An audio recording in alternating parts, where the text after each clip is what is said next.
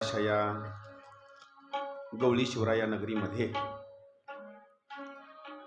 आयोजित केलेली असणारी ही शिवमहापुराणाची असणारी ही कथा, ही कथा आयोजन करणारी असणारी जी मंडळी आहे, शिवभक्त शेषराव शिवराम गवळी, शिवभक्त सौ चंद्रकला शेषराव गवळी, तीन असणारे सुपुत्र लक्ष्मण शेषराव गवळी, संजय शेषराव गवळी, कृष्णा शेषराव गवळी, तीन असणाऱ्या सुना सुनीता लक्ष्मण गवळी, अश्विनी संजय गवळी, ज्योती कृष्णा गवळी, नातू आयुष, आरोही, शौर्य, आरव, आराध्या, बहीण जनाबाई, भागीनाथ नवपुते, चिकलठाण,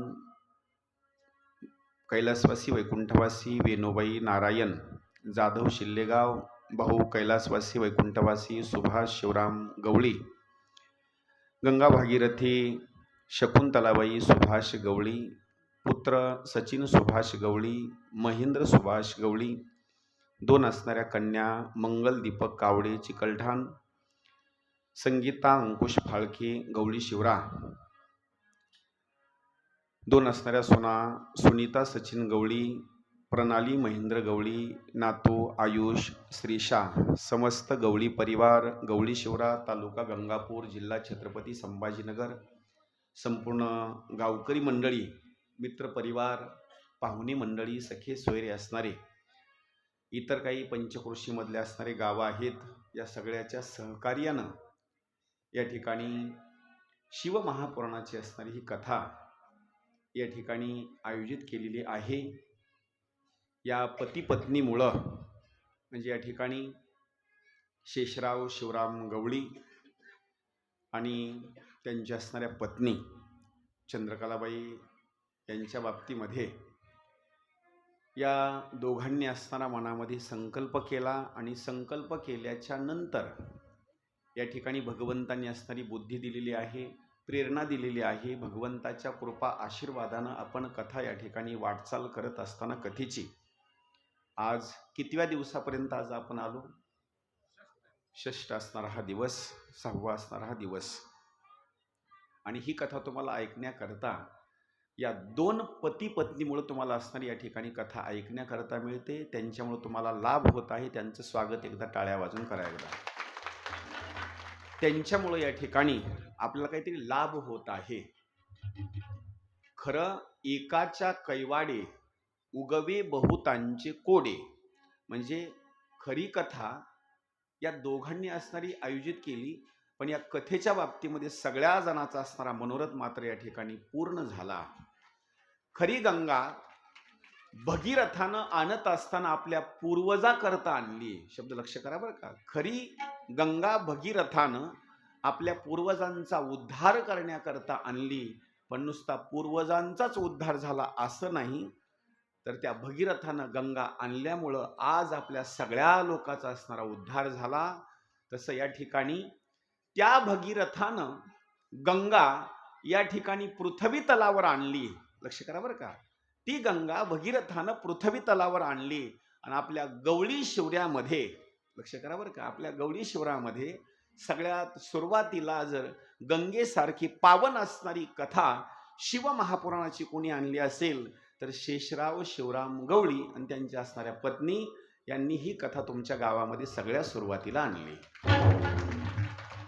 म्हणजे किती कौतुकाची गोष्ट आहे. म्हणजे आज यांनी आपल्या एकट्याचाच नाही तर अनेक जणांचा असणारा उद्धार व्हावा, पुण्याचा असणारा भाग साठा व्हावा, कोणी या ठिकाणी त्यांनी सुंदर असणारं हे नियोजन केलेलं आहे. या ठिकाणी काही गोष्टी आपल्या फायद्याकरता बोलतो, चांगलं लक्ष देऊन ऐका बरं का. कामाचं एकदम सांगतो. जसं या पती पत्नीनं शिवमहापुराणाची कथा ठेवली, तसं एक सांगतो, इथून पुढल्या कालावधीमध्ये आपल्याला जर शिदोरी काही सोबत घेऊन इथून जायची असेल, लक्ष करा बरं का, मरण मला आहे, तुम्हाला आहे, सगळ्यालाच आहे, पण इथून जर सोबत काही शिदोरी नेता येत असेल, तुम्हाला दुसरं तिसरं काही नेता येणार नाही. कीर्तनाची शिदोरी सोबत घेऊन जा, कुणाला अन्नदान केलेलं शिदोरी सोबत घेऊन जा, नाहीतर आपण जी कथा करणार आहोत याची तरी शिदोरी सोबत घेऊन जा. दुसरं काही तिथं कामाला येणार नाही, पण हे मात्र शिदोरी तिथं मात्र कामाला येणार म्हणजे येणार. म्हणून एक गोष्ट माझी लक्षात ठेवा बघा चांगली. आपल्या गावामध्ये हनुमंतरायाचं मंदिर आहे. कोणी स्पेशल हनुमंतरायाची कथा लावा, स्पेशल. कोणी श्रावण महिना असेल, नवनाथाची स्पेशल कथा लावा. कशामुळे सांगतो माहिती का? अधिक मास आहे, अधिक महिन्यामध्ये कुणी जी अधिक मासाचं महात्म्य आहे याची कथा लावा, कुठलीही कथा लावा, पण काहीतरी आपल्या सोबत जाण्याचा प्रयत्न घेऊन चला. कारण दुसरं तिसरं काही सोबत येणार नाही. हरिपाठ वगैरे, कथा, कीर्तन, अन्नदान, जोपर्यंत आपल्या हातामध्ये कारभार आहे तोपर्यंत आपलं कल्याण करून घेण्याचा प्रयत्न करा. कोणी जर म्हणत असेल की एकदा मुलाबाळाचे लग्न झाल्याच्या नंतर, नातवंडाचे लग्न झाल्याच्या नंतर पुन्हा गावात मोठा सप्ताह करू, डोक्यातून काढून टाका तुम्ही. एकदा जर तुमच्या मुलांचा विवाह झाला आणि कारभार जर त्यांच्या हातामध्ये गेला, सुनांच्या हातामध्ये कारभार गेला, नातवंडाच्या हातामध्ये कारभार गेला, तुमच्याच घरामध्ये तुम्हाला चहा सुद्धा मिळणार नाही, अजिबात भेटणार नाही बरं का. तुमचीच सून शेजारीन बाईला बोलवून चहा पाजील, लक्ष करा बरं का, पण सासूला चहा देणार नाही. मग त्या सासाहो, चांगलं माझं वाक्य आहे का, जोपर्यंत हातामध्ये कारभार आहे का नाही तोपर्यंतच आपलं कल्याण करून घेण्याचा प्रयत्न करायचा. मागल्याचा विचार थोडासा सोडून द्यायचा बरं का. आपला आपला उद्धार करण्याची भूमिका सांगतो. याला एक दृष्टांत सांगतो, चांगलं वाक्य लक्षात ठेवा. आपण करा सोडवना,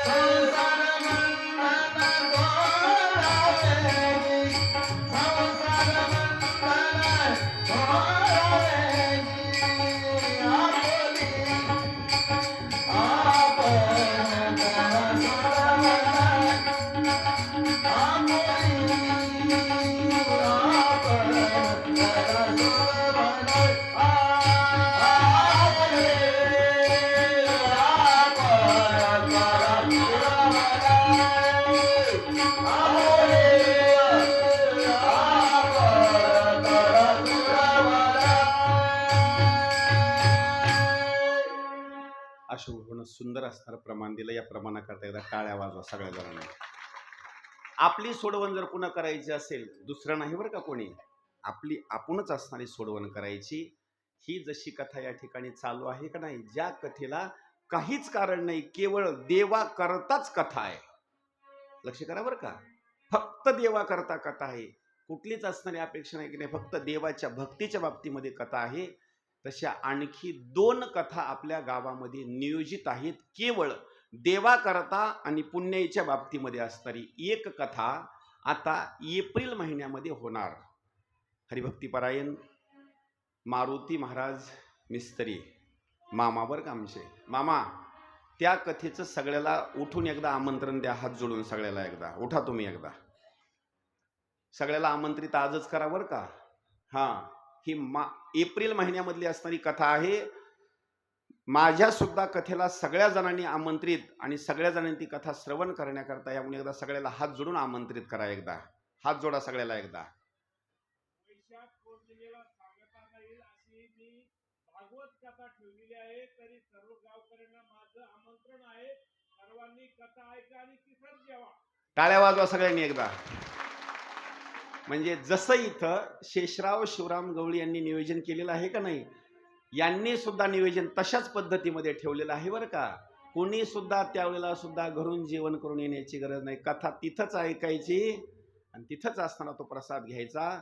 तशीच एक कथा आणखी पुन्हा मे महिन्यामध्ये असणारी होणार आहे, ती सुद्धा कथा केवळ देवा करताच होणार आहे, फक्त देवा करताच बरं का. आता तिथलं नियोजन आहे आमचे हरिभक्ती परायण तबला वादक मृदंगाचार्य हरिभक्ती परायण. आता यांचे 2 नाव आहेत बरं का. आता यांचे 2 नाव आहेत. एक नाव आसाराम आणि दुसरं मसू तात्या. आता ती कोणतं प्रसिद्ध आहे मला काही माहित नाही, तेवढा काही परिचय नाही. तर ती असणारी कथा अधिक मासामध्ये आहे. ज्या दिवशी अधिक महिना सुरुवात होणार त्याच दिवशी ही कथा असणारी सुरुवात होणार आहे. त्या कथेचं आमंत्रण मसू तात्या आता देतील. उठा. हा हा हा ऐका बर का. आणखी त्यांचं नियोजन ह्याचं झालं नाही बरं का. होईल, काळजी करू नका बरं का. आणि त्याला आणखी एक पर्याय म्हणून सांगतो बरं का. मसूता त्याच्यानं जेवणाची योजना जरी नाही झाली, थोडं माझं ऐका बरं का, मी काय सांगतो.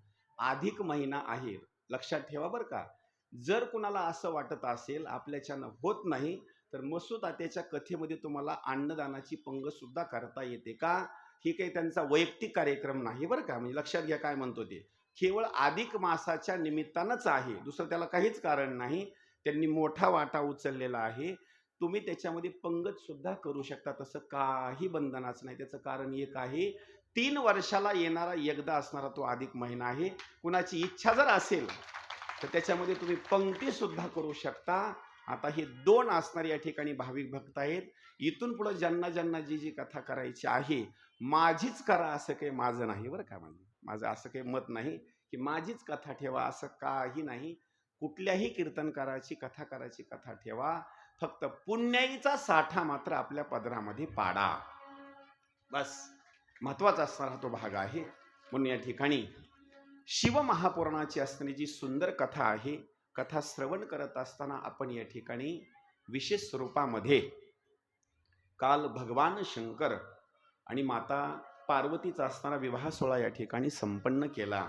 इथपर्यंतची असणारी ती कथा आपण या ठिकाणी श्रवण केली.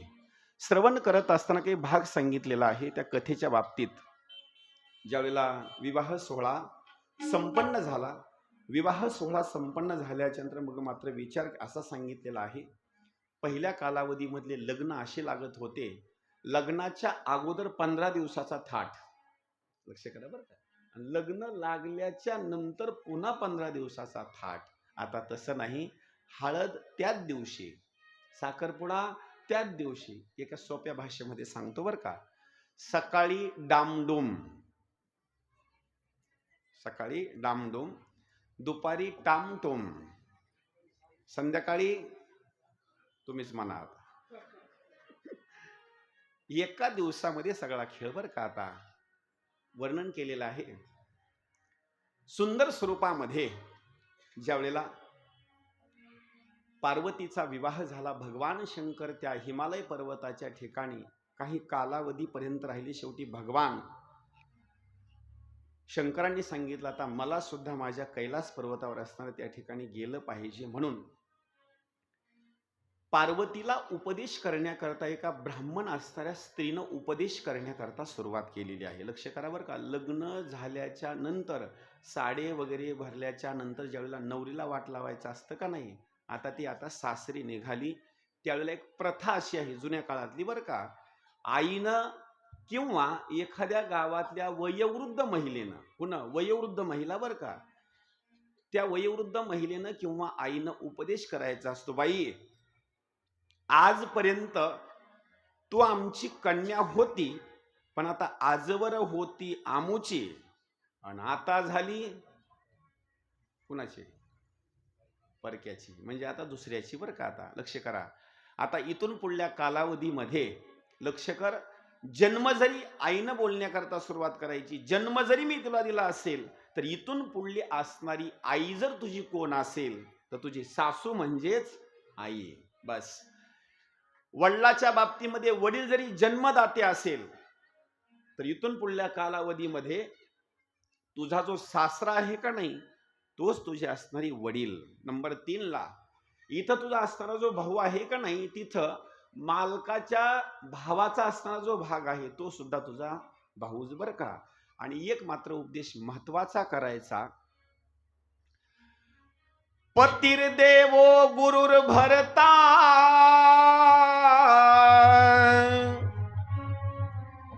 धर्म तीर्थ व्रतानिच. तस्मात् सर्वं परित्यज्य मामेकं तू समर्चये किंवा पतिमेकं तू समर्चयेत. तिला एक सगळ्यात मोठा एक महत्वाचा उपदेश करायचा. इथून पुढल्या कालावधीमध्ये तुझ्याकरता देव जर कोण असेल तर मालक. लक्ष करा बरं का. देव जर कोण असेल मालक. तुला गुरु जर कोण असेल तर मालक. आई वडील कोण असतील, मित्रमंडळी सखे सोयरे जर कोण असतील तर तुझं सगळं गणगोत म्हणजे पती परमेश्वर. बस तिच्याकरता सगळ्यात मोठी असणारी पूजा सांगितलेली आहे. स्वामी काज गुरु भक्ती पितृवचन सेवा पती हीच विष्णूची महापूजा अनुभव नाही तुझा. असा उपदेश करण्याकरता असणारी सुरुवात केली. आणि मग मात्र पार्वती मातेला ज्यावेळेला विदा करण्याचा योग आला, मैना म्हणायची राणी रडली. हिमालयाची असणारी पत्नी मैना म्हणायची राणी रडली. नवे नवे हिमालय पर्वत रडला. कन्या ज्यावेळेला वाट लावायची असते त्यावेळेला जनकासारखा विदेही असणारा राजा सुद्धा रडला. जो असणारा देहावर नाही तरी सुद्धा मुली करता तो रडला. आणि किती जरी त्या मुलीला जरा शांत बसवा पाठीमागा, जरा त्यांना पुन्हा खेळा म्हणावं, जरा पाठीमागा, ए तिकडे जाऊन खेळा, खाली तरी बसा ना, तिकडे जाऊन खेळा. जनकासारखा विदेही असणारा महात्मा सुद्धा रडला. त्याचं कारण एक आहे, बापाचा प्राण जर काय असेल तर बापाचा प्राण म्हणजे कन्या. आणि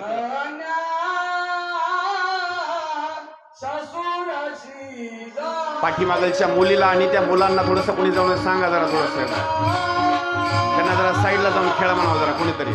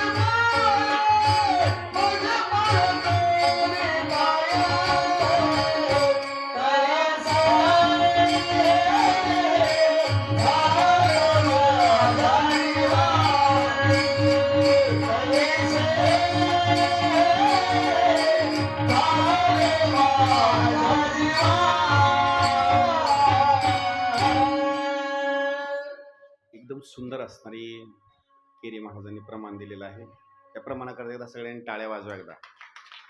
कन्या सासुऱ्यासी जाय मागे परतोनी पाहे, तैसे झाले माझ्या जीवा केव्हा भेटसी केशवा.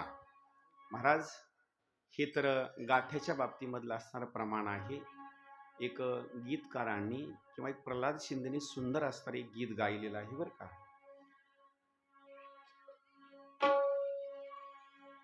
जाते लाडाची लेक आज सासरी, जाते लाडाची लेक आज सासरी, जाते लाडाची लेक आज सासरी, जाते लाडाची लेक आज सासरी. ओ जाते लाडाची लेक आज सासरी, जाते लाडाची लेक आज सासरी,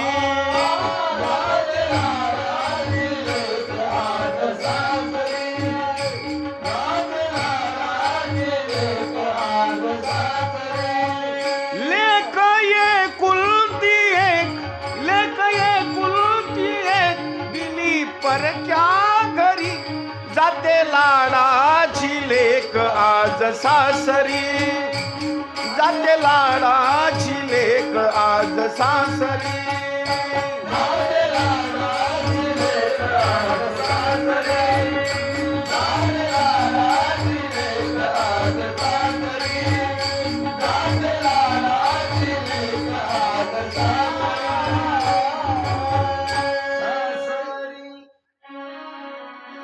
जनकासारखा विधी असणारा महात्मा असणारा रडला. नवे नवे कण्व नावाचे असणारे ऋषी शकुंतले करता असणारे रडले.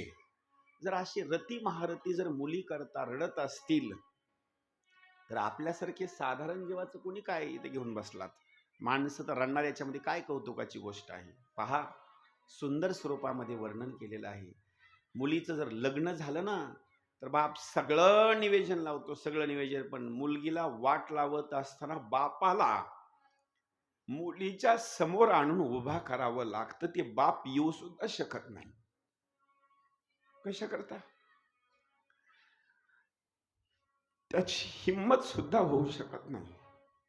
भला तो पैलवान जरी असेल तरी त्याची हिंमत मात्र होत नाही.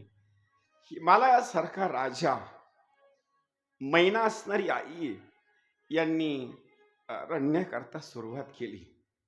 वरात निघाली आणि वरात निघाल्याच्या नंतर ही वरात कैलास पर्वतावर असणारी ती आली. एका साईडला दुःखच आहे पण थोडंसं आनंदाचं आहे. कोणतं? सोप्या भाषेमध्ये सांगतो. कुणाला जर 3 मुली असतील आणि 2 मुलं असतील तर याच्यामधले आपले खरे जर कोण असतील तर 2 मुलं. 3 मुली हे आपलं धन नाही, हे परायाचंच धन आहे. ते कधी ना कधी असणारं धन मात्र जाणारच आहे. आणि जर एखाद्या बापानं मुलीचं लग्न एकदम थाटामाटामध्ये जर लावून दिलं, एकदम थाटामाटामध्ये जर लावून दिलं तर त्या बापाला पुण्य काय लागतं ते ऐका. एकदम थाटामाटामध्ये कुठलीच कमतरता करायची नाही. बापानं एखाद्या वेळेस मुलीच्या लग्नाकरता 2 एकर जमीन जरी विकली तर बाप कधी माग बघत नाही. त्याचं पुण्य ऐका. बापानं जर 16 लग्नाचा थाटामाटामध्ये केला, कुठलीही कमतरता जर ठेवली नाही तर बापानं सगळी पृथ्वी दान दिली एवढं बापाला पुण्य लागतं. म्हणून बाप काय करतो? जिथं मुलगी दिलेली आहे तिथं पहिला बाप एक विचार करतो, तो व्यसनिक आहे का नाही, त्याला जमीन किती आहे, काय नाही. बापाचं एकच मत असतं, 2 एकर गेलं तर हरकत नाही, पण पुन्हा माझ्या हाताने एखाद्या वेळेस साडी चोळी घेणं होतं का नाही होतं हे मात्र माहित नसतं. इतका बाप विचार करतो.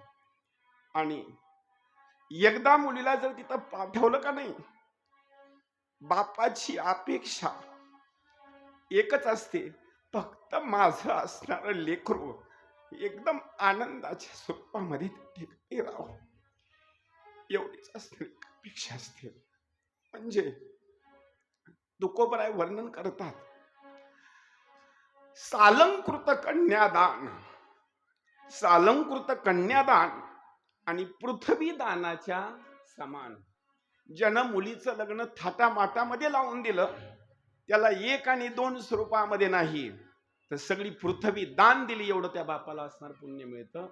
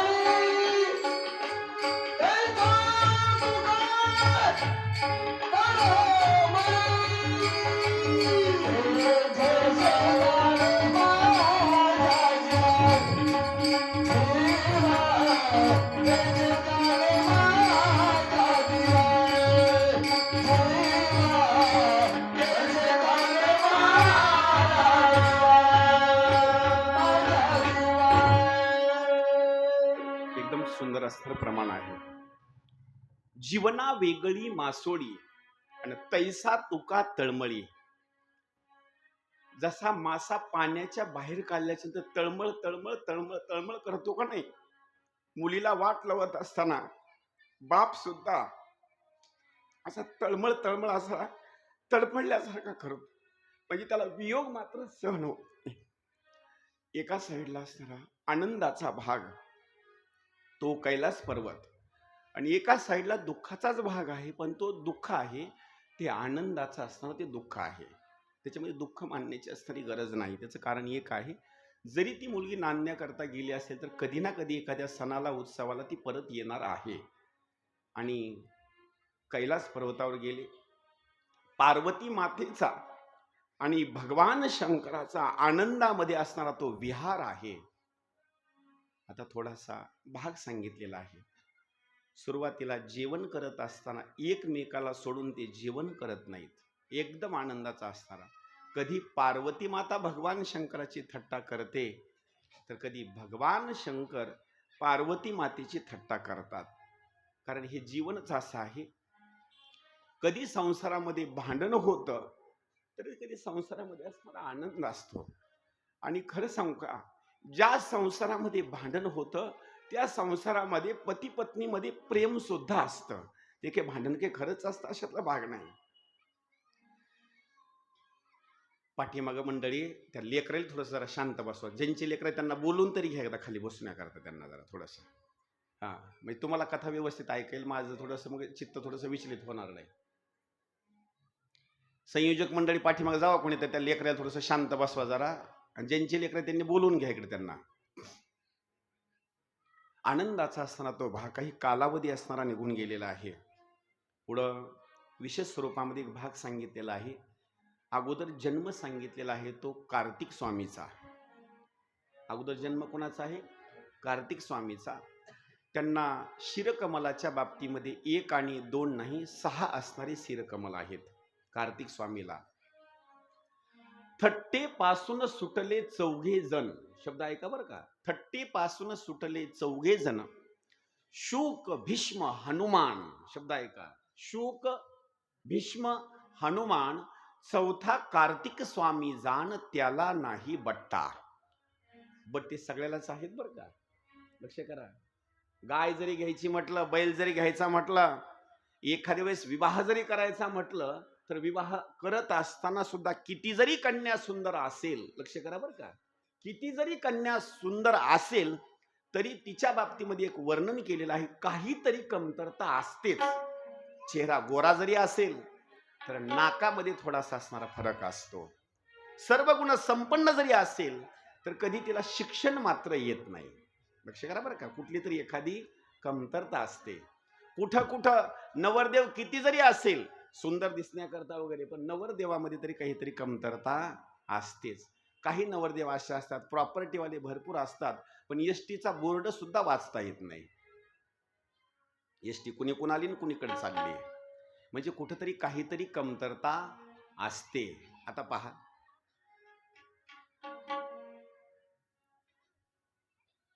वर्णन असं केलेलं आहे सुंदर स्वरूपामध्ये. कार्तिक स्वामी, शुकाचार्य महाराज, हनुमंतराय यांच्या बाबतीमध्ये बट्टा मात्र अजिबात यांना नाही.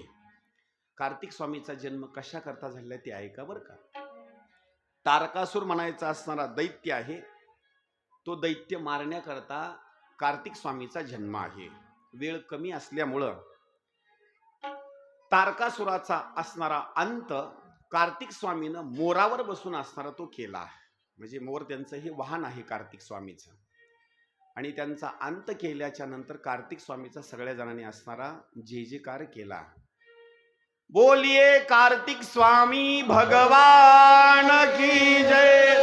बोलिए कार्तिक स्वामी भगवान की जय. एक दिवस पार्वती मातेच्या सख्या शैलीने सांगितलं, माता अनेक गण भगवान शंकराचे जसे आहे तसं आपला कोणी सुद्धा एक द्वारपाल असणं गरजेचं आहे. त्यावेळेला पार्वतीनं विचार केला, काही हरकत नाही. एक दिवस पार्वती माता स्नान करू लागली. स्नान करत असताना भगवान शंकर स्नानगृहामध्ये आले.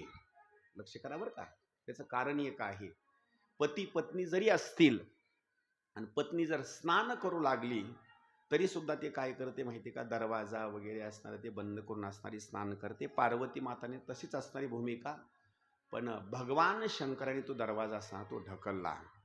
नग्न असणारा आपला थोडा शरीराचा असणारा भाग पार्वती मातेला ही गोष्ट मात्र आवडली नाही. राग आला.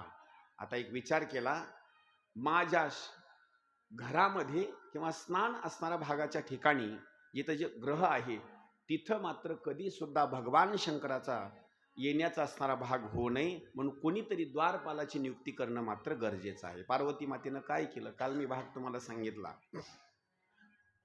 पार्वती माता आदि माया शक्ती असून सुद्धा तिनं आराधना करण्याकरता सुरुवात केली. कुणाची ऐका. श्री गणेशाय नमः.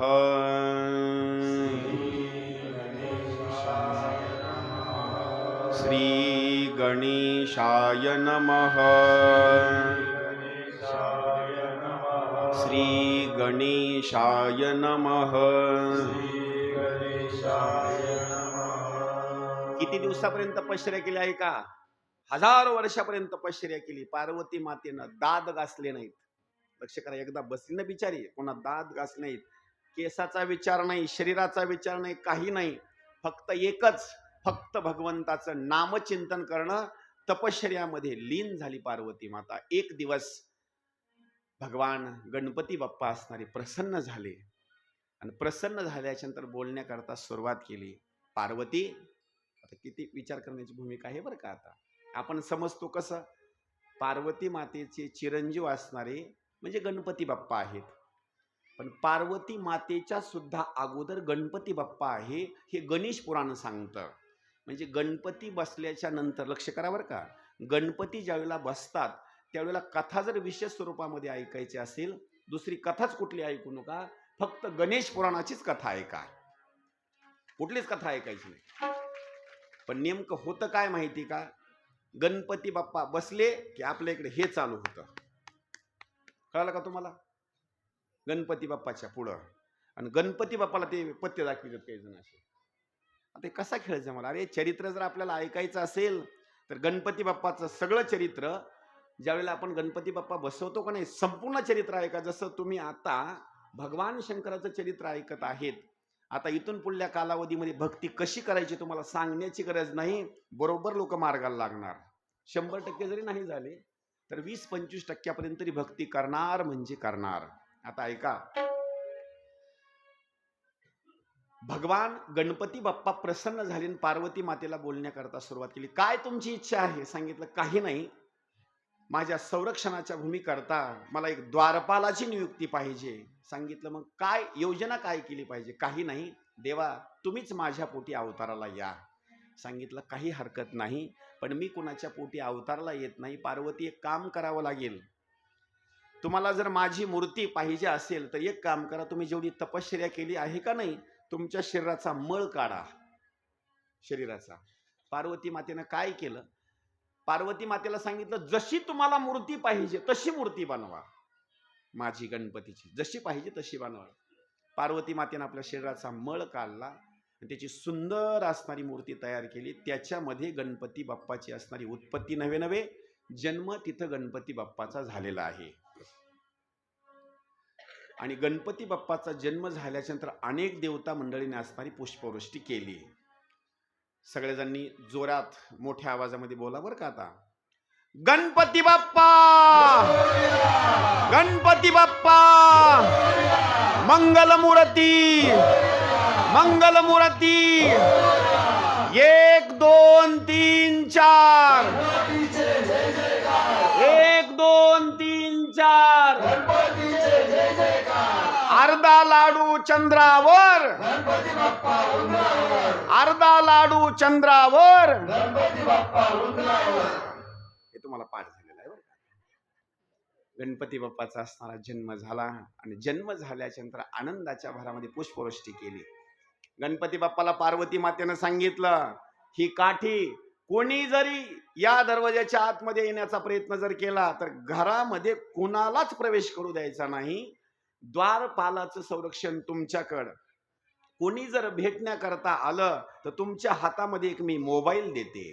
कुणाच्या? गणपती बाप्पाच्या. तुम्ही सुद्धा मध्ये यायचं नाही, मी घरामध्ये राहील, तिथूनच फोन मला करायचा, अमुक अमुक जण भेटण्याकरता आलेला आहे. मी जर आतमधून सांगितलं त्यांना घरामध्ये प्रवेश करू द्या तरच त्याला घरामध्ये प्रवेश, अन्यथा नाही. कोणी जर बळजबरी करू लागलं, आतमध्ये येण्याचा प्रयत्न करू लागलं तर माझ्याकडून तुम्हाला 100% परवानगी, त्याला जिवंत सुद्धा ठेवू नका. आता आज्ञा कोणाची आहे? गणपतीची. आणि पार्वती माता ही गणपती बाप्पाची, ऐका बरं का, आता पार्वती माता ही गणपती बाप्पाची आई आहे. लक्ष करा बरं का, आता थोडा विनोदाचा भाग सांगतो. एखाद्याचा बाप जर ऐकत नसेल, महिला मंडळी लक्ष करा, आपले मालक जर ऐकत नसतील आणि आपले लेकरं जर लहान असतील तर लेकरं मोठे होईपर्यंत तसाच संसार लवून चोपून करा. आणि बदलाच घ्यायचा असेल तर लेकरं मोठे झाले का नाही, मग लेकराचे कान भरा जरा, बापाकडे बघ बरं जरा. त्याचं कारण असं आहे, लेकरं एकदा जर मोठे झाले ना, हा पुन्हा सगळा कारभार लेकराकडं आईकडे जातो. हा भोप्या मोकळाच, पुन्हा हा मोकळाच. आईनं कान भरवल्यामुळं भरपूर पोरांनी बापा हाणले बर का, भरपूर जणांना हाणले. हा, म्हणून बापांनी सुद्धा विचार करायचा, थोडं हिशोबातच राहायचं बरं का. हा, कारण हे गिराईक कधी बदला घेतील काही सांगता येत नाही बरं का, अजिबात नाही. हा, पण असं करू नका बरं का, असं नको, विनोदाचा भाग आहे आपला. असं पार्वती मातेनं आज्ञा दिली आणि गणपती बाप्पा द्वार संरक्षणाचा संरक्षण करण्याकरता थांबले. तिथं भगवान शंकर आले. भगवान शंकर आल्याच्या नंतर भगवान शंकरला माहितीच नाही गणपतीचा जन्म कधी झाला, काय नाही, काहीच माहित नाही. कारण हे बाबा असे आहेत, एकदा तपश्चर्याला बसले की हजारो वर्षापर्यंत तपश्चर्या. यांचा जन्म कधी झाला काहीच माहिती नाही. तिथं गेले आणि घरामध्ये प्रवेश करू लागले. गणपती बाप्पांना सांगितलं, परवानगी, पावती वगैरे काय असं काय आहे का तुमच्याकडे मध्ये आत जाण्याकरता? काय कोणी म्हणलं आपल्याकडे काहीच नाही, घरच आपलं आहे. बोलायचंच नाही म्हणले, मागं सरकायचं अगोदर. हा, अहो महाराज, तसेच भगवान शंकर म्हणतात, हे माझं घर आहे, माझ्याच घरामध्ये अडवणारा तू कोण? दुसरं बोलायचं नाही, घरात जायचं नाही, प्रवेश नाही, कोच नाही, काही नाही. अहो गणपती बाप्पानं भगवान शंकरला 10 वेळेस पाठीमागं लुटून दिलं. भगवान शंकर एक एक विचार करतात, हे पिल्लू जरा बारकं दिसतं, याच्या करता कशाला नादाला लागावं आपण. भगवान शंकर पाठीमागं गेले. नंदी असेल, आपले गण असेल, त्यांना पाठवून दिलं. पण गणपती बाप्पानं काय केलं, अगोदर समजावून सांगितलं, पुन्हा मारहाण करण्याकरता सुरुवात केली, अनेक जणाला मारलं. शेवटी त्या ठिकाणी ब्रह्मदेवाला यावं लागलं, भगवान विष्णूला यावं लागलं, भगवान शंकराला यावं लागलं, पण गणपती बाप्पा मात्र कुणालाच ऐकना. हा, अजिबात नाही, एंटीच घरामध्ये कुणाला होऊ देना. शेवटी काय केलं, भगवान शंकरांनी गणपती बाप्पाचं असणारं शिरकमल उडवलं. उडवल्याच्या नंतर आतमध्ये पार्वती मातेला गोष्ट कळाली. पार्वती मातेला राग आला आणि रागाच्या भरामध्ये, शब्द ऐका बरं का, एखाद्या वेळेस आपल्या मालकानं आपल्या लेकराला जर मारलं तर आई धावून जाते, मारू नका, मारू नका. नुसतं चापट मारली तर आईला सहन होत नाही, अजिबात सहन होत नाही. इथं तर लेकराचा शिरच्छेद केलेला आहे. आईला राग आला, आपल्या शरीरामधून 100 शक्त्या प्रगट केल्या आणि आज्ञा देऊन टाकली, जो कोणी बाहेर दिसेल त्याला जाळण्याकरता सुरुवात करा. त्रिभुवनावर संकट आलं. सगळेजण भगवान शंकराला जाऊन पाया पडले आणि सांगितलं, देवा तुमच्याशिवाय या संकटाचं निवारण कोणीच करणार नाही. भगवान शंकरांनी जवळचा मोबाईल काढला, कुणाजवळचा? स्वतः जवळचा, आणि फोन लावण्याकरता सुरुवात केली. कुणाला? पार्वतीला बरं का. पार्वतीचा नंबर आहे का? 8805096869. पार्वती मातेचा नाही, कुणी फोन लावताल, हे माझा नंबर आहे. फोन लावला. आणि कधी कधी गिराईक असं होतं, तुम्हाला खरं सांगू का, जर पती पत्नीचे जर भांडणं झाले आणि मालक किती जरी फोन लावू लागले तर मालकाचं नाव वरी आल्याच्या नंतर पत्नी कधी फोनच उचलीत नाही. भगवान शंकरानं फोन लावून लावून लावून वैतागून गेले. शेवटी पार्वती मातेनं फोन उचलला, काय दचकू नका बरं का,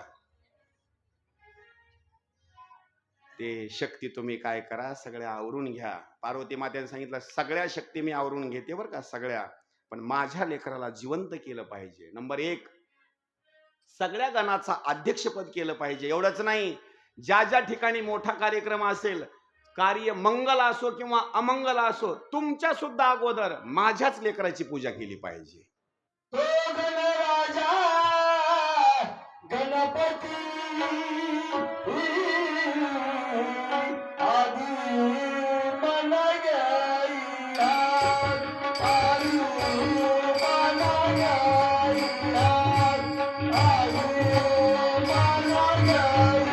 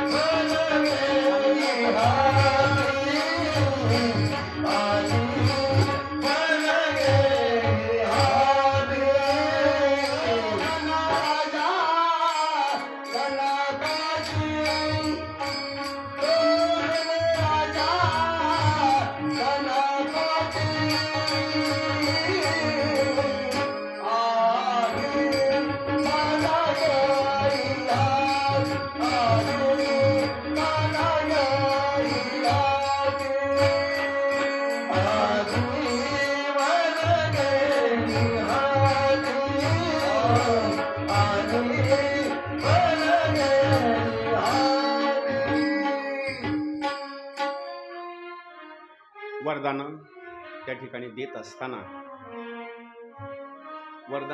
असताना मग मात्र पार्वती मातेनं सांगितल्याच्यानंतर भगवान शंकराने असणारे ते सगळे वरदान असणारे दिले. दुसरं सांगितलं. आणि वरदान दिल्याच्या नंतर मग मात्र त्या दिवसापासून जी पूजा सुरू झाली ती गणपती बाप्पाची पूजा सुरू झाली. याला एक कारण सांगितलेलं आहे. पुढे कथा सुंदर स्वरूपामध्ये सांगितलेली आहे. भगवान शंकराने त्रिपुरासूर नावाच्या दैत्याचा वध केला. एवढंच नाही, एक दिवस भगवान शंकराला रागाच्या भरामध्ये डोळ्यामध्ये असणाऱ्या ज्या अग्नीच्या ज्वाला आहेत, राग आहे, त्यांनी समुद्रामध्ये असणारा टाकून दिला. टाकून दिल्याच्या नंतर त्या रागापासून ज्यांचा जन्म झाला त्यांचं नाव आहे जालंधर. लक्षात ठेवा बरं का. त्यांच्या पत्नीचं नाव आहे वृंदा. जालंधर आणि वृंदा. जालंधरामध्ये ताकद जर कोणामुळे असेल, लक्ष करा बरं का, जालंधरामध्ये ताकद जर कोणामुळे असेल तर जालंधराची पत्नी ही वृंदा पतिव्रता होती. आणि मालकामध्ये ताकद कोणामुळे असते, लक्ष करा बरं का, मालकामध्ये ताकद कोणामुळे जर असेल तर मालकामध्ये ताकद कोणामुळे असते, बोला पुजारी, कुणामुळं? ते तर हातच जोडालेत. अहो, मालकामध्ये ताकद कुणामुळं असते माहिती का? मालकिनीमुळं. हा, सगळ्यात मोठा जर आपला पाठिंबा देणारा गिराईक जर कोण असेल तर कोण? मालकीनच बरं का. आणि मालकीने जर पाठिंबा जर काढून घेतला तर आमच्यासारख्या महाराजाला सुद्धा घरी चहाला सुद्धा नेता येत नाही. कशामुळे माहिती का? ते म्हणतात कशाला उगा महाराजाकडे आपण घराकडे न्यावं, आपल्या चहाचा नीटोबा नाही दुसऱ्याचं कुठं मांडावं आपण. बरोबर आहे का नाही? आणि मोठमोठे काम करायचे असले तर अगोदर विचारावं लागतं. कुणाला? मालकीलाच विचारावं लागते हो. नाहीतर हे गिराईक असं आहे, सगळे जरी प्रस्ताव जरी मान्य केले आणि गिराईक जर म्हणलं करायचा नाही कार्यक्रम, कॅन्सल. हे मोठा पाठिंबा आहे बरं का. त्या जालंधराची शक्ती जर कुणामुळे असेल तर वृंदेमुळं. जालंधरानं एक दिवस आपल्या सभेमध्ये थांबल्याच्या नंतर नारद मुनी आले. नारद मुनी एकच वाक्य वापरलं, जालंधरा, तुझ्यासारखा भाग्यवान माणूस या त्रिभुवनामध्ये कुणी सुद्धा नाही, पण तुझ्याकडे एक गोष्ट कमी आहे. जालंधरानं सांगितलं कोणती? सगळं ऐश्वर आहे, त्रिभुवनाचा राजा आहेस, पण एक मात्र गोष्ट कमतरता आहे, तुला पत्नी शोभते पार्वती. कुणी असं काही जरी सांगितलं तर आपण ऐकायचं नाही बरं का, कधीच ऐकायचं नाही. नारद मुनीनं कान भरले आणि जालंधरानं ऐकलं. दूत पाठवून दिले. कालांतरानं भगवान शंकराचं आणि जालंधराचं युद्ध होण्याकरता सुरुवात झाली. जालंधरानं काय केलं? भगवान शंकराचं रूप धारण केलं आणि पार्वती मातेच्या जवळ जाण्याचा प्रयत्न केला. पार्वती मातेनं ओळखलं हा काही भगवान शंकर नाही, हा जालंधर आहे. पार्वती मातेनं काय केलं? आपल्याला फसवण्याकरता आलाय का, आपण याला फसवायचं. आता पार्वती मातेनं अदृश्य रूप केलं आणि भगवान विष्णूची शरणागती केली. देवा, हे माझ्यावर संकट आलेलं आहे, या जालंधराचा अंतच झाला पाहिजे. भगवान विष्णू म्हणजे चतुरातो शिरोमणी, देव चतुर जाणोनी अंतर वर्तत असे. भगवान शंकराचं आणि जालंधराचं युद्ध चालू होतं. तेवढ्याच वेळामध्ये भगवान विष्णूनं काय केलं, रात्रीचे 12 वाजले होते. भगवान विष्णूनं उरुंदेला स्वप्न पाडलं आणि स्वप्न पाडल्याच्या नंतर भगवान विष्णूनं काय केलं, त्या स्वप्नामध्ये जालंधराचा मृत्यू झालेला आहे. जालंधर एका महिषावर बसून असणारा, तो दक्षिण दिशेला असणारा जात आहे. ज्या पत्नीला असं आपले मालक मरण पावलेलं स्वप्न पडतं, ती काही महिला आनंदामध्ये रात्रभर झोपल? अजिबात नाही. रात्रीचे 12-12:30 वाजलेले, वृंदा उठली, तिचा मात्र जीव लागत नाही. आपले मालक मरण तर पावले नसतील, युद्धाला गेलेले आहेत. घराच्या बाहेर आली, फिरण्याकरता सुरुवात केली, लगेच अरण्यामध्ये जाण्याकरता सुरुवात केली. अचानक स्वरूपामध्ये 2 असणारे, भयानक असणारे राक्षस त्या उरुंदेला असणारे दिसले आणि ते राक्षस उरुंदेला खाण्याकरता धावले. तेवढ्याच वेळामध्ये उरुंदा धावू लागली. धावत असताना एक असणारा साधू महात्मा त्या अरण्यामध्ये तपश्चर्या करत असताना बसलेला होता. ओम नमः शिवाय, ओम नमः शिवाय. त्या साधू महात्म्याच्या जवळ एक असणारा शिष्य थांबलेला होता आणि तो साधू महात्म्याची सेवा करू लागला. तेवढ्याच वेळामध्ये ज्या वृंदेच्या पाठीमागे 2 राक्षस लागले होते, वृंदा आपला प्राण वाचवण्याकरता धावत धावत आली आणि जो साधू महात्मा तपश्चर्या चालू होती त्याच्या गळ्याला गळा असणारा लावला, मिठी मारली आणि पायाचं दर्शन घेऊन बोलण्याकरता सुरुवात केली. साधू महात्मा, तपश्चर्या बंद करून टाका, माझ्या पाठीमागे 2 राक्षस लागलेली आहेत. आता लक्ष करा बरं का, जी पतिव्रता महिला स्त्री असते तिचा स्पर्श दुसऱ्या परपुरुषाच्या बाबतीमध्ये होता कामा नये. पतिव्रता पद असणारा नष्ट होऊन जातं. तेवढ्याच वेळामध्ये साधू महात्म्यानं डोळे उघडले आणि सांगितलं, कोण पाठीमागे लागले? 2 राक्षस लागलेत. असं कुठं आहेत? राक्षस बघितल्याबरोबर तर राक्षसाला चले जाव म्हटल्याबरोबर तर राक्षस पळून गेले. ते साधू महात्मा म्हणजे साधारण नव्हते बरं का. तेवढ्याच वेळामध्ये तिला गोष्ट लक्षात आली, हा बाबा काही साधारण नाही. नुसते राक्षसाला चले जाव म्हटल्यामुळे तेवढे बलाढ्य राक्षस निघून गेले. तिनं हात जोडले आणि एक प्रश्न विचारला, महाराज तुम्ही साधारण दिसत नाहीत. माझा एक प्रश्न आहे, सध्या माझे मालक युद्ध खेळण्याकरता गेलेले आहेत, नेमकं तिथं काय चालू आहे? मला एवढा दर्शन एकदा दाखवा, नेमकं त्यांचं काय झालेलं आहे. तेवढ्याच वेळेस साधू महात्म्यानं काय केलं, 2 बोट वर केले. 2 बोट वर केल्याबरोबर आकाशातून 2 वानर खाली आले. वानराला टाळी वाजवली, सांगितलं रणांगणावर काय चालू आहे, पटकन असणारा इतिहास, जी काही घडलेली घटना आहे पटकन इथं दाखवण्याकरता घेऊन यायची. तोपर्यंत वानर निघून गेले. जालंधराचं शिरकमलन शरीरच घेऊन आले. लक्ष करून कथा आहे का बरं का. उरुंदेनं आपल्या मालकाचं शिरकमल शरीर बघितलं आणि रडण्याकरता सुरुवात केली. मालक तुम्ही मला सोडून गेलात. रडण्याकरता सुरुवात केली. परत उरुंदेनं त्या साधू महात्म्याचे पाय धरले आणि सांगितलं, महाराज तुम्ही गुरुवर आहेत, माझ्या मालकाला जिवंत करा. त्या महात्म्यानं सांगितलं, मेलेल्या माणसाला जिवंत करता येत नाही. मी केलंही असतं तर हा भगवान शंकराच्या हातानं मेलेला आहे, तो का मेलता का? ही सगळी माया आहे बरं का. आता ही माया आहे सगळी. पण तुमची जर इच्छा असेल आता सुद्धा याला मी जिवंत करू शकतो. भगवान शंकराच्या बाबतीमध्ये त्या साधू महात्म्यानं काय केलं, नुसते मंत्र म्हटले आणि असा हात केल्याबरोबर तो जालंधर उठला. जालंधर उठला आणि वृंदेला हा साधू महात्मा सांगू लागलो, आता मी चलतो बरं का इथून. आता तो साधू महात्मा गेला निघून, अंतर्ध्यान पावला. आता या ठिकाणी जालंधर उठला. तिथून पुढं कालांतरानं 1 आणि 2 दिवसापर्यंत नाही, काही कालावधी निघून गेला. वृंदा आणि जालंधर तिथंच अरण्यामध्ये त्यांनी काही कालावधीपर्यंत वास केला. एक दिवस त्या वृंदेला शंका आली, जो बाबा माझ्यासोबत अनेक वर्षापासून आहे हा माझा जालंधर नाही. कथा लक्ष देऊन ऐका बरं का. हा माझा जालंधर असणारा जो पती आहे हा मात्र नाही. शेवटी जालंधराच्या बाबतीमध्ये त्या वृंदेनं प्रश्न विचारला, सांगा कोण आहे तुम्ही? मूळ स्वरूपामध्ये या, मी पतिव्रता आहे. शाप जर दिला तर भस्म व्हावं लागेल. तेवढ्याच वेळेत भगवान विष्णू हात जोडून प्रगट झाले. म्हणजे तो जालंधर नव्हता बरं का. कोण होता? भगवान विष्णू होता. त्यावेळेस वृंदेला राग आला आणि रागाच्या भरामध्ये वृंदेला शाप देऊन टाकला. ऐका, तुम्ही माझ्या बाबतीमध्ये आणि माझ्या पत्नीच्या बाबतीमध्ये, म्हणजे मी पत्नी आणि माझे मालक असणारी पती, आमच्या दोघाचा वियोग घडवला का नाही, लक्षात ठेवा, या जन्मामध्ये तुम्ही माझं अपहरण केलं. शब्द ऐका, या जन्मामध्ये तुम्ही माझं अपहरण केलं, त्रेतायुगामध्ये माझा मालक तुमच्या पत्नीचं अपहरण करेल. गोष्ट लक्षात आली का?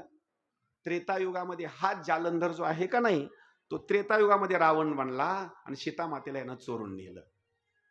एवढंच नाही, हे दोन जे तुम्ही वानर बोलवले होते का नाही, हेच वानर त्या कालावधीमध्ये वानरच होऊन येतील.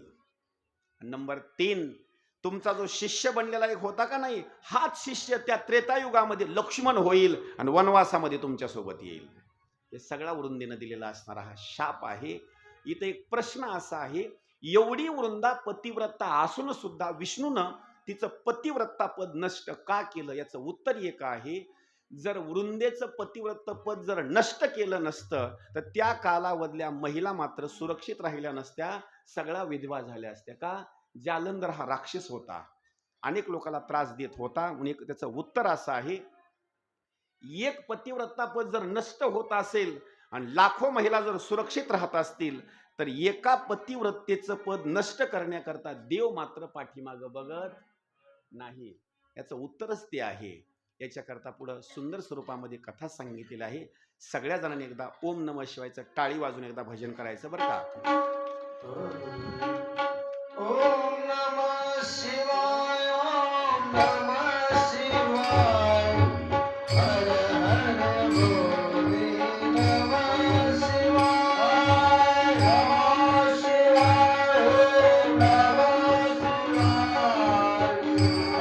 हर बोले. टाळी वाजून भजन करायचं, टाळी वाजून.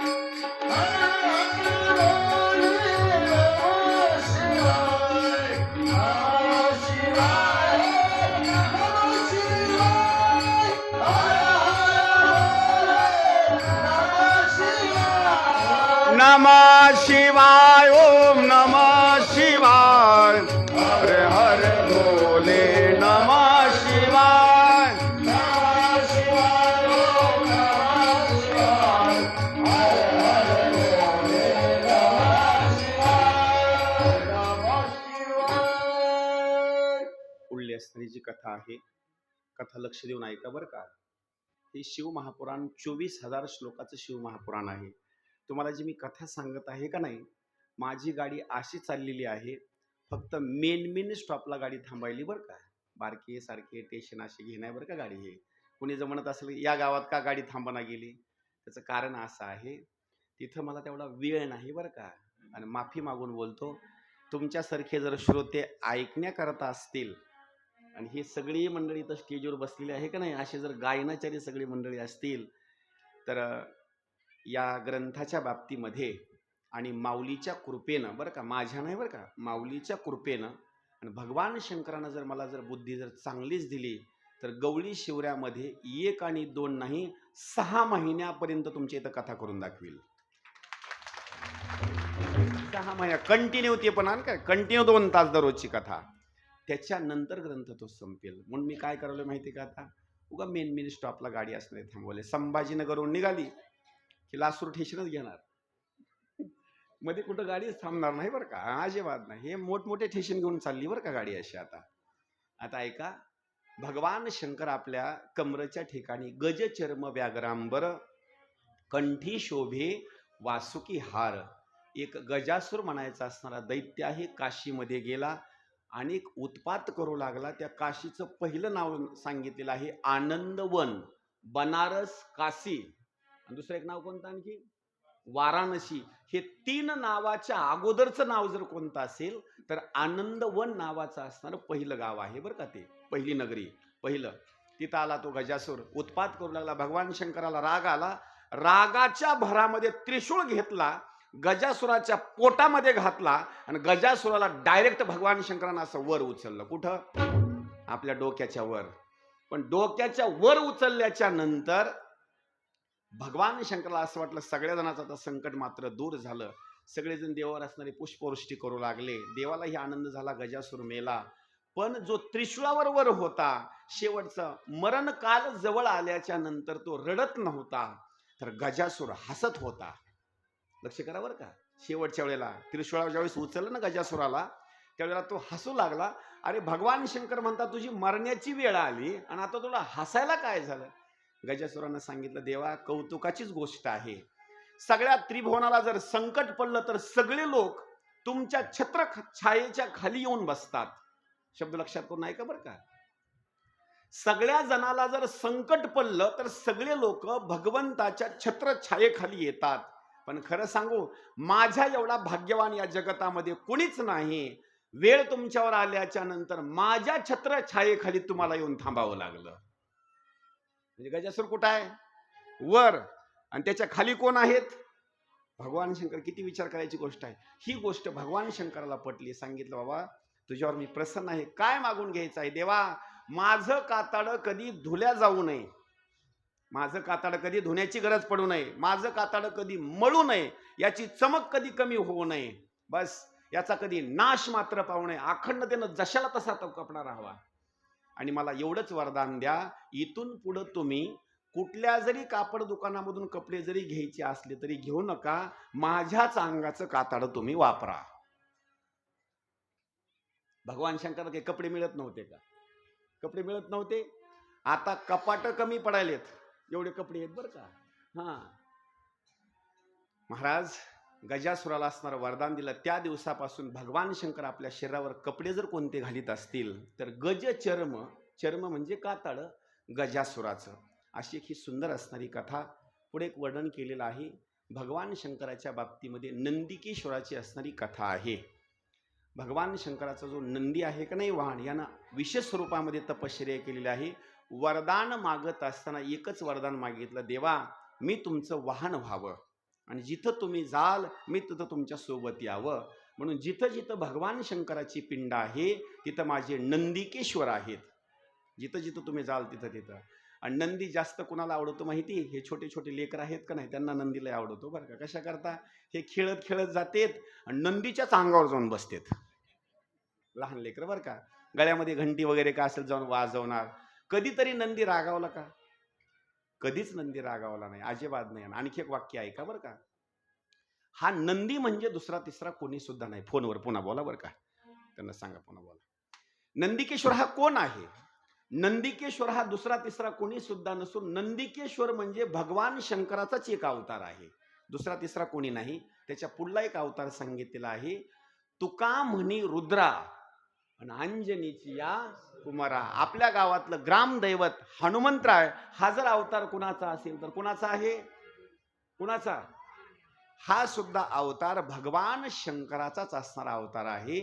जशी जशी देवावर वेळ येईल तसा देवाने असणारा एक अवतार घेतलेला आहे. एकच कथा सांगतो, माझी आजची कथा या ठिकाणी सांगता करतो. एक माफी मागून भाग सांगतो बरं का. आपली ही कथा ठरण्याच्या अगोदर तारखेमध्ये थोडासा बदल होऊ लागला, मागं पुढं तारीख होऊ लागली.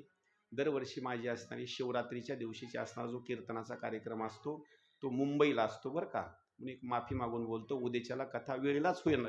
फक्त एवढंच आहे, फक्त हे महाराज तुम्हाला दिसणार नाहीत, इथं दुसरे महाराज येणार आहेत बरं का. हां, त्याची योजना सगळी केलेली आहे. आणि परवाच्या दिवशी काल्याच्या कीर्तनाला परत मी येणार आहे बरं का. म्हणून सगळ्याची एकदा माफी मागतो बरं का, म्हणजे कुणाच्या मनामध्ये शंका राहील बरं का. उद्याच्याला दुसरे महाराज कथा सांगण्याकरता येणार आहेत. लक्ष करून कथा ऐका. फक्त एवढा दृष्टांत सांगणार कथेच्या असणाऱ्या बाबतीमध्ये, आणि कथाची सांगता करणार, कारण मला पुन्हा आता मुंबईला जायला गाडी पण भेटली पाहिजे, म्हणून एकदा माफी मागतो बरं का एकदा. आता ऐका. एक भगवान शंकराच्या बाबतीमध्ये भगवान शंकराला एक वेश्या आवडते. शब्द ऐका बरं का मी काय म्हणतोय ते. भगवान शंकराला एक वेश्या आवडते आणि एक भगवान विष्णूला वेश्या आवडते. सांगता येईल कोणाला? बोला आत्या. माहिती आहे त्याचं उत्तर बरं का. भगवान विष्णूला कोणती आवडते? कोणती? अहो, एका वेश्येची मुलगी पंढरपुरामध्ये गेल्याच्या नंतर अगोदर, बोला आता तरी बोला ना, कानोपात्रा वाजवा टाळ्या एकदा.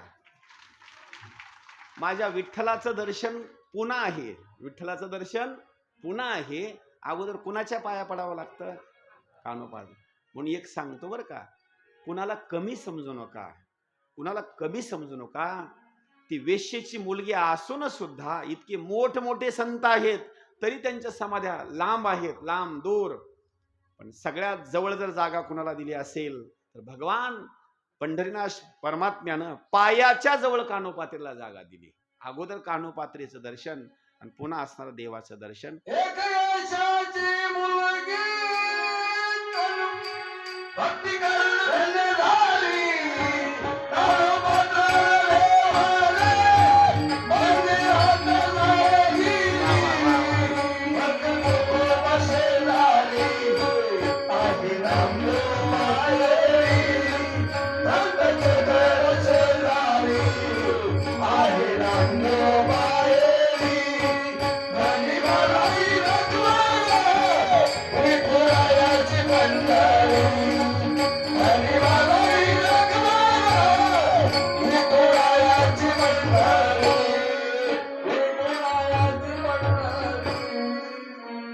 टाळ्या वाजवा एकदा, टाळ्या वाजवा, टाळ्या वाजवा. अहो, ही साधी गोष्ट नाही. एवढं म्हणणं म्हणजे एवढी सोपी गोष्ट नाही. आणि विनोदाच्या भागामध्ये जर सांगायचं म्हटलं तर मालकिनीने या गाण्यातून एवढाच भाग घ्यायचा बरं का.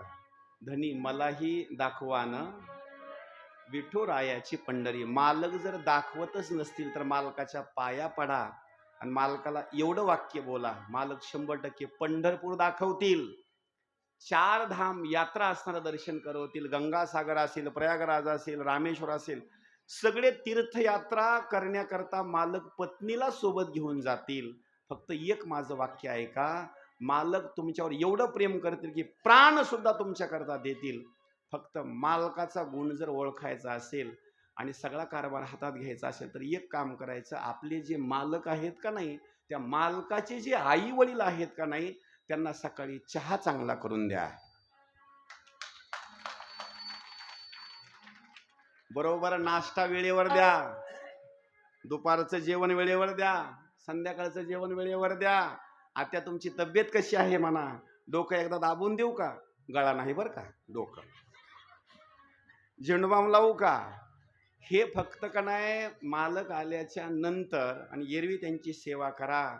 घरात पैसा जरी नसला तर तो मालक दुसऱ्याकडून व्याजानं पैसे काढेल आणि तुम्हाला 4 धामच्या यात्रेला सोबत घेऊन जाईल. महत्वाची असणारी गोष्ट आहे. आणि इथे एक वर्णन केलेलं आहे, जर पंढरीश परमात्म्याला जर कानोपात्रा आवडत असेल तर माझा दुसरा सवाल असा आहे, दुसरा प्रश्न माझा असा आहे, सांगा भगवान शंकराला कोणती वेश्या आवडते? बोला. वा, टाळ्या वाजवा एकदा. असे माणसं ऐकण्याकरता पाहिजे हो, म्हणजे माझी पण बुद्धी थोडीशी चलते. भगवान शंकराला जर वेश्या कोणती आवडत असेल तर कोणती? कानोपात्रा म्हणायची वेश्या भगवान शंकराला आवडते. कानोपात्रेचं चरित्र सुंदर स्वरूपामध्ये ऐका. कोणी शिवलीला अमृताचं पारायण जर करत असेल, लक्ष करा बरं का, शिवलीला अमृताचं पारायण जर करत असेल तर त्या शिवलीला अमृतामधला असताना सगळ्यात जास्त अध्याय जर भगवान शंकराला कोणता आवडत असेल तर कोणता आवडतो? 11वा अध्याय बरं का. टाळ्या वाजवा एकदा. आणि महाशिवरात्रीच्या दिवशी भगवान शंकराला आवडत असताना एक बेल, लक्ष करा, एक बेल. नंबर 2च्या बाबतीमध्ये 11वा असणारा अध्याय भगवान शंकराला आवडतो. तुमच्याजवळ वेळ जर नसेल, लक्ष करा बरं का, वेळ जर नसेल तर महाशिवरात्रीच्या दिवशी फक्त 11वा अध्याय भगवान शंकराची पूजा करा, बेलाचं पान अर्पण करा. भगवान शंकराला तो भक्त आवडल्याशिवाय राहणार नाही. ऐका चरित्र. त्या कानोपात्रीचं चरित्र असं आहे, तिच्यासारखी सुंदर असणारी महिला कोणी सुद्धा त्या कालावधीमध्ये नव्हती. पण तिचा एक नेम होता, वेश्या असून सुद्धा पतिव्रता होती. लक्ष करा बरं का. वेश्या बाहेरून टाळ्या वाजव इकडे आता.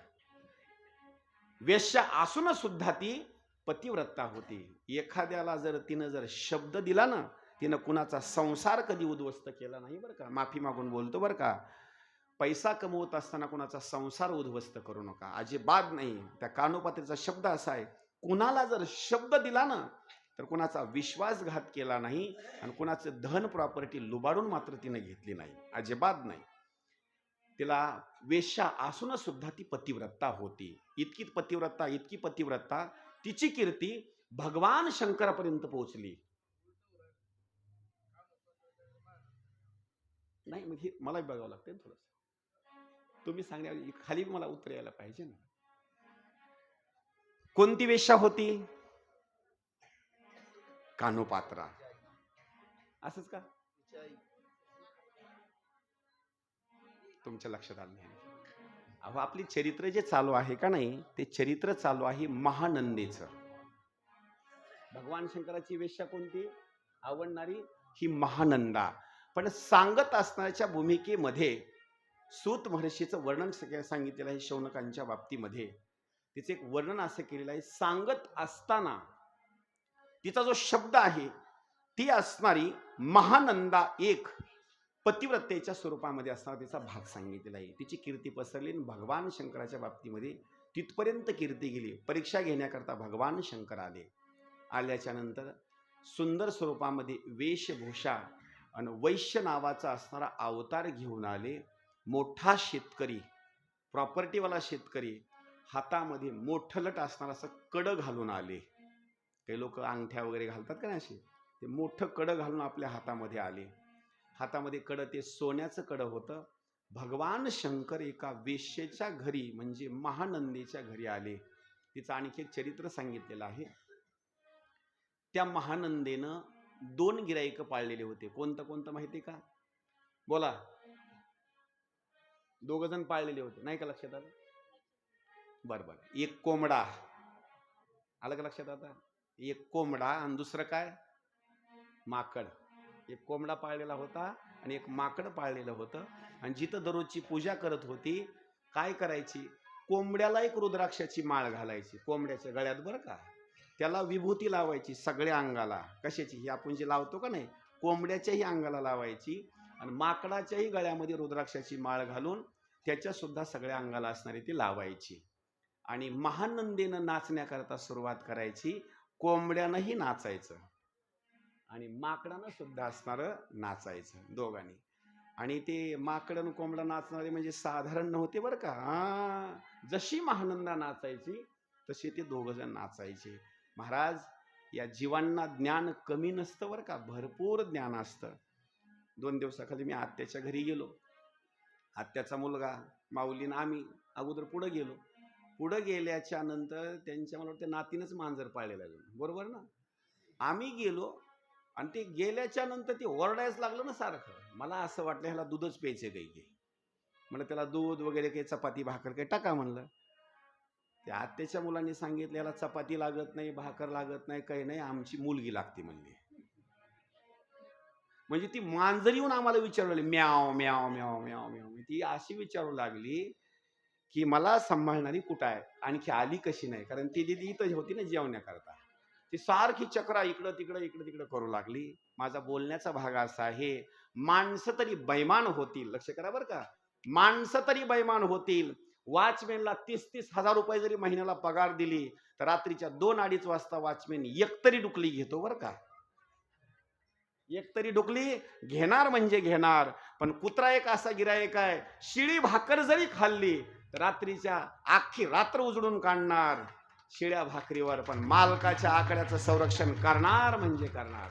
हे पशु पक्षी इमानदार आहेत, इमानदार आहेत. ते माकड आणि कोंबडा नाचायचे. नाचत असताना भगवान शंकर आल्याच्या नंतर चहा पाणी वगैरे झालं. महानंदा बसली, भगवान शंकराकडे पाहते, पण तिला माहिती नाही की हे भगवान शंकरच आहेत. तिचं सारखं लक्ष कशाकडे जाऊ लागलं माहिती का? भगवान शंकराच्या हातामध्ये कडं होतं. भगवान शंकरांनी प्रश्न विचारला, महानंदा सारखं हातातल्या कड्याकडे तो पाहते, हे तुला हवं आहे का? त्या महानंदीनं सांगितलं, माझं सारखं लक्ष त्या कड्याकडे जातं, मला हे हवं आहे. भगवान शंकरांनी सांगितलं, हे कडं मी देतो, पण याच्या बदल्यामध्ये तू मला काय देणार? त्या महानंदीनं सांगितलं, जर तुम्ही हे कडं मला दिलं तर तुमच्या सोबत पत्नीच्या स्वरूपामध्ये 3 दिवसापर्यंत मी संसार करणार. लक्ष करा बरं का. आता सांगितलं काही हरकत नाही. भगवान शंकरांनी कडं काढलं आणि महानंदेच्या हातामध्ये दिलं आणि सांगितलं, आता शपथ घ्यायची बरं का. आता 3 वेळेला नाव घ्यायचं. याला साक्षीदार कोण? तर दिवसाचा साक्षीदार सूर्य, रात्रीचा साक्षीदार चंद्र. घे सूर्याचं नाव आणि चंद्राचं नाव, याला साक्षीदार हे 2 जण आहेत. महानंदीनं काय सांगितलं, तुमची मी 3 दिवसापर्यंत असणारी पत्नीच्या स्वरूपामध्ये सेवा करणार. भगवान शंकराच्या छातीला हात लावला. इथून पुढल्या कालावधीमध्ये 3 दिवसापर्यंत तुम्ही माझे मालक असं म्हणायचं आणि छातीला हात लावायचं 3 वेळेला बरं का. असताना तो भाग ठरला. शेवटी भगवान शंकरांनी सांगितलं, महानंदा आता माझ्याजवळ एक ज्योतिर्लिंग आहे आणि पिंड आहे बरं का, ही सुद्धा अमोलिक आहे, मी तुझ्याजवळ ठेवण्याकरता देतो. जसे प्रत्येक मालक काय करतात, रात्री कुठून बाजाराहून किंवा टमाट्याची वगैरे कशाची पट्टी जर घेऊन आले तर आपल्याजवळ ठेवत नाहीत बरं का. कुणाजवळ देतात? बोला ना. पत्नीजवळ बरं का. हां, पत्नीजवळ. ती बिचारी जशाला तशी असणारी घेते. आणि जर कोणी देत नसेल, लक्ष करा बरं का, त्या गोष्टी ऐका, पैसे जर तेवढ्याला तेवढेच ठेवायचे असतील तर सगळे तिच्याजवळ आणून ठेवा, पैसे कमी होणार नाहीत. आणि जर तुम्ही नाही दिले तर तुम्ही झोपल्याच्या नंतर पॉकेटामधले खिशामधले हे जाणार म्हणजे जाणार. कारभार जर कोणाकडे द्यायचा असेल तर सगळा कारभार चोराकडे देऊन टाकायचा.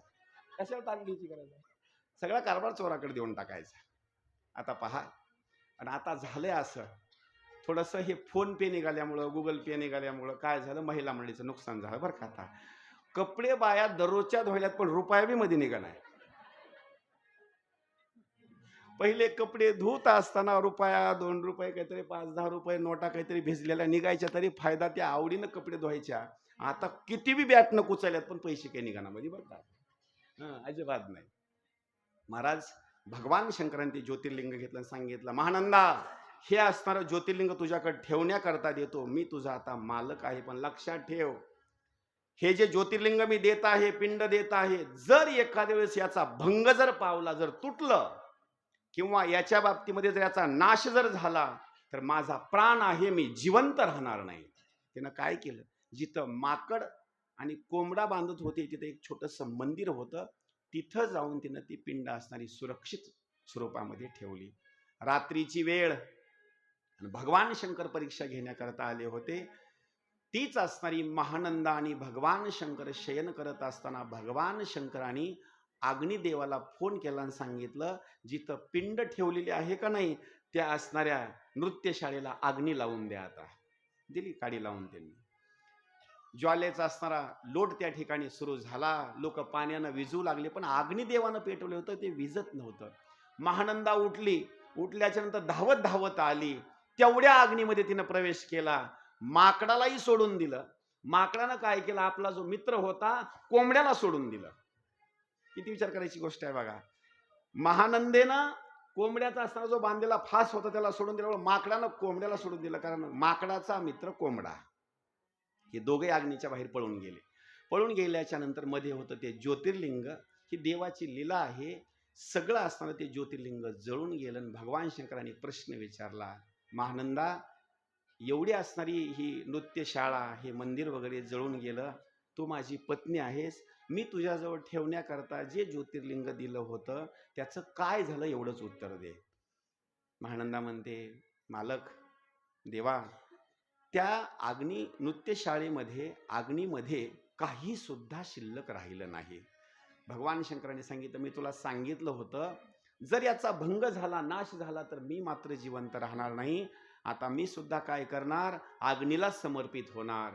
भगवान शंकरांनी प्राण सोडून दिला, अग्नीमध्ये असणारे विलीन झाले. ही भगवान शंकराची लीला आहे. त्या महानंदीने विचार केला, मला साक्षी चंद्र आणि सूर्य आहेत, 3 दिवसाकरता मी पत्नी म्हणून यांच्यासोबत राहण्याचा निर्णय घेतला होता. आणखी 2 दिवस शिल्लक आहेत आणि मी यांची पत्नी आहे. आता माझे मालक जर निघून गेले असतील तर मी सुद्धा जिवंत राहणार नाही, मी सुद्धा आता अग्नीमध्येच प्रवेश करणार. तेवढ्याच वेळामध्ये तिनं जेवढं कमवलेलं होतं ब्राह्मण लोकाला बोलवलं, सगळंच दान करून टाकलं. लक्ष करा बरं का, जेवढं कमवलेलं आहे का नाही, मागच्या करता शिल्लक ठेवू नका. आपला उद्धार करण्याकरता आपला आपला असणारा भाग करा. त्या महानंदीने काय केलं, आपला उद्धार होण्याकरता एकच काम केलं, सगळ्याला दान करून टाकलं. का तर आपल्याला आता राहायचंच नाही ना. तेवढ्याच वेळामध्ये अग्नीमध्ये उडी टाकीत असताना, जात असताना भगवान शंकर स्वतः अवतीर्ण झाले आणि त्या महानंदीचा असणारा हात पकडला. महानंदा, जाऊ नको बरं का, ही सगळी जर लीला कुणाची असेल तर माझी आहे. तुझी परीक्षा घेण्याकरता या ठिकाणी आलो होतो. त्याच वेळेला महानंदेच्या बाबतीमध्ये भगवान शंकर प्रसन्न झाल्याच्या नंतर महानंदीला म्हणू लागले, एखादं वरदान माग. महानंदीने एकच सांगितलं, चित्ती तुझे पाय डोळा रूपाचे ध्यान. माझ्या चित्तामध्ये तुमचे पाय असावे, तुमचं रूप माझ्या डोळ्यामध्ये असावं. आता जशी मी तुमची सेवा इथून मागं करीत होते का नाही, इथून पुढं सुद्धा असणारी मी तुमची सेवा करावी. भगवान शंकरांनी सांगितलं, तथास्तु. सगळ्या भक्तामध्ये इथून पुढल्या कालावधीमध्ये महानंदा मला तू प्रिय होशील. त्या दिवसापासून 11वा अध्याय भगवान शंकराला प्रिय आहे.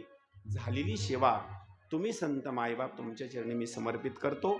इथंच असणार थांबतो. आरती आणली असेल तर प्रज्वलित करून घ्या. चला आता. हरी